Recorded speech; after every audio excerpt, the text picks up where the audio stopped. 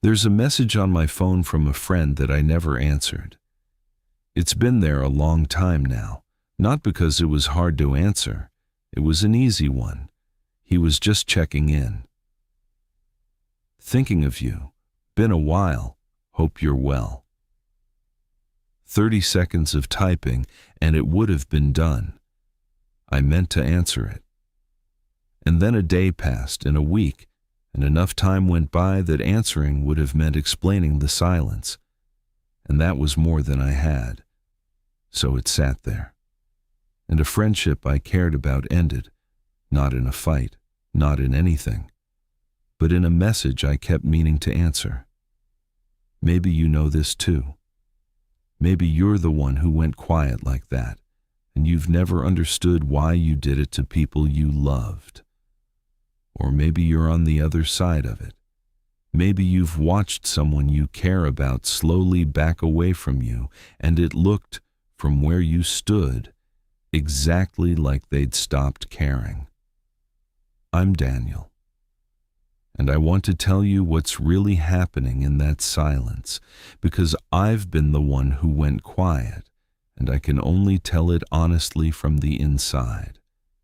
It isn't what it looks like from the outside. It almost never is. Let me start with the thing that surprised me most when I finally looked at it. I didn't decide to pull away from anyone. That's the part people on the outside can't see, and the part the person withdrawing usually can't explain. There's no moment, no choice. Nobody sits down and decides to let a friendship lapse. If there had been a decision, you could have argued with it. You could have caught yourself. It's the absence of a decision that makes it so hard to stop.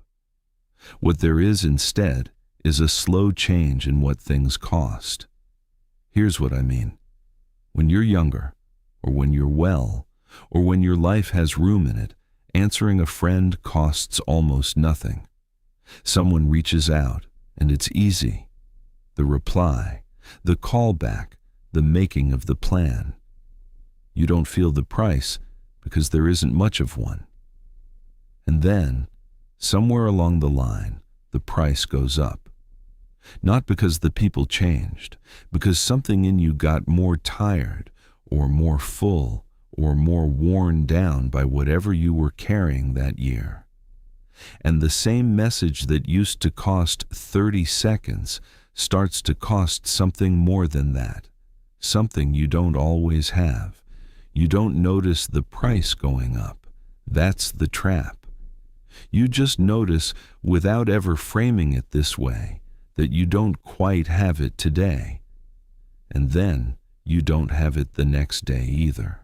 I want to be careful here, because there's a comfortable version of this story, and it's a lie.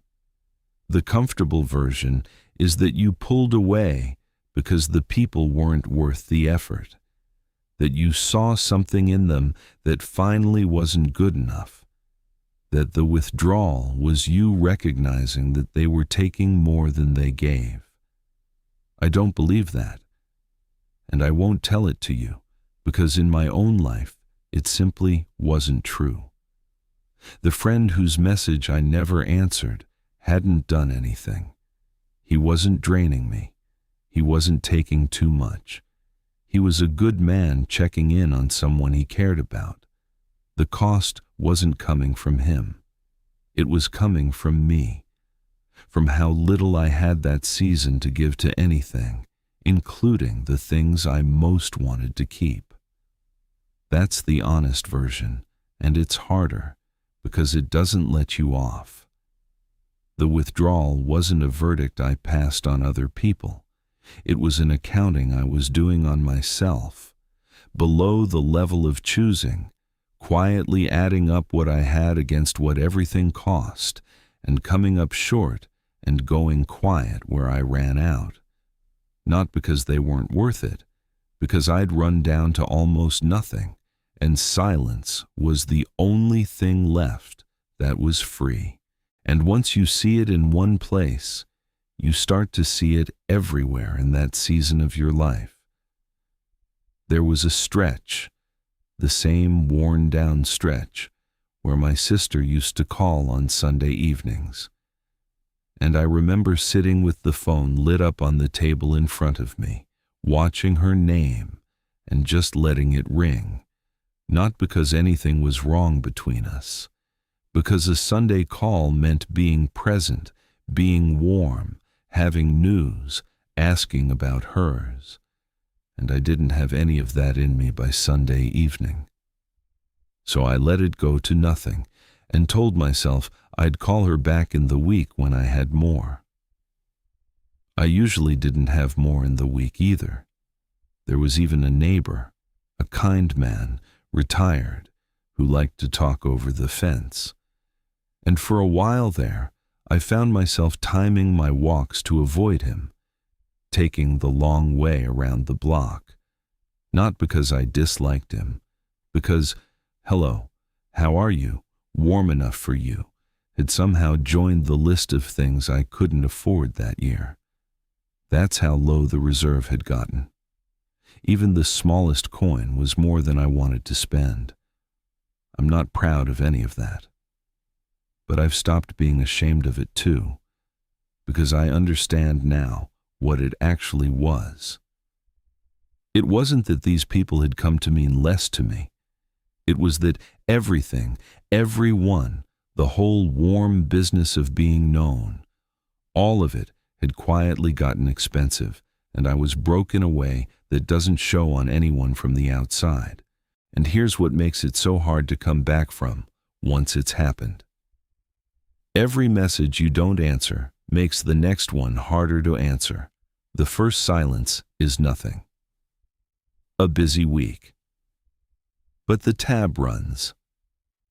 Because now there's a gap to account for, and accounting for the gap costs more than the original message ever would have.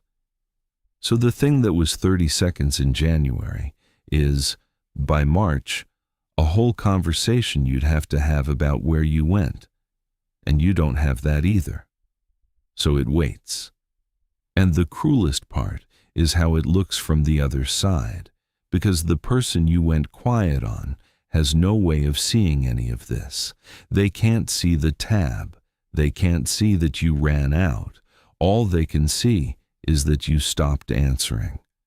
And the most natural thing in the world is for them to conclude they did something, or that they meant less to you than they thought. That's the thing I most want the other kind of viewer to hear tonight.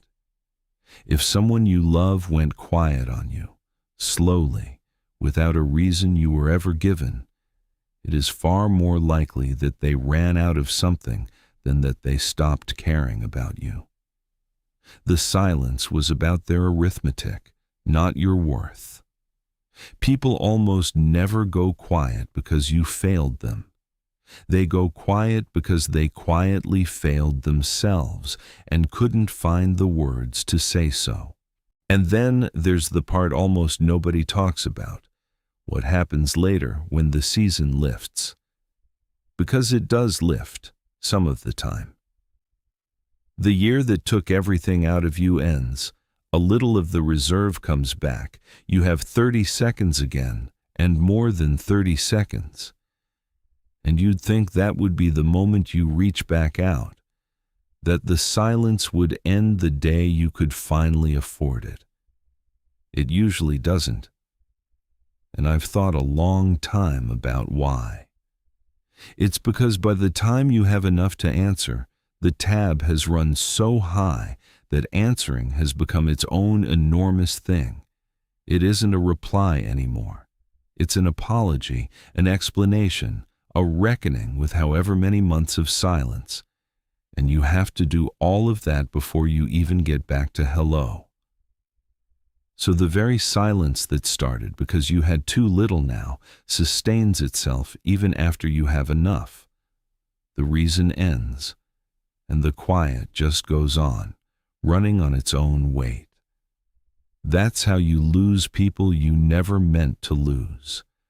Not in the season when you ran out, in all the seasons after, when you'd recovered enough to miss them, but not enough to climb back over everything the silence had become. I have people I could still call. The reserve came back years ago, and some of them I still haven't called, because the not calling got so large I don't know how to walk back across it. That's not an excuse. It's just the true shape of the thing. So here's where I've landed, and I'm not going to tie it up neatly, because it doesn't tie up neatly. The arithmetic was real. I want to say that first. When connection starts costing more than you have, going quiet isn't coldness, and it isn't a character flaw. It's what a person does when they've run low. There's a kind of sense in it. It's the mind protecting a reserve that had gotten dangerously thin. But I won't sell you the version where that's the happy ending, where the quiet turns out to be some clean and clarifying thing you should be glad you chose. Because I'll tell you what the quiet is also like. Some evenings I think about that friend. I think about how easy that message would have been to answer in January, and how a whole friendship is on the other side of a reply I never sent. The arithmetic that made the silence make sense didn't make the silence free. I subtracted people to save something, and the thing I saved turned out to cost people. That's the part nobody tells you. Withdrawing is sometimes the sensible thing, and you can still sit in the quiet you did the arithmetic toward and miss the noise you subtracted. Both of those are true. The sense of it doesn't cancel the missing. I don't have a solution to that. I've never found one. I just stopped pretending the quiet was only ever a relief. I'll leave you with this. When someone slowly withdraws, they're rarely walking away from you. They're running out of something, somewhere you can't see, and the silence is the sound of a person with nothing left over. If that someone was you weren't cold. You were empty, and you did the only math a tired person knows how to do. And if that someone left you, they were doing their arithmetic, not delivering their verdict. You were never the thing that didn't add up. Tell me in the comments, are you the one who went quiet, or the one who got left in the silence? I'd like to know. I think both of you are here tonight, and if you want to sit with me again, subscribe. I'll be here. I'm Daniel. I'll see you in the late hours.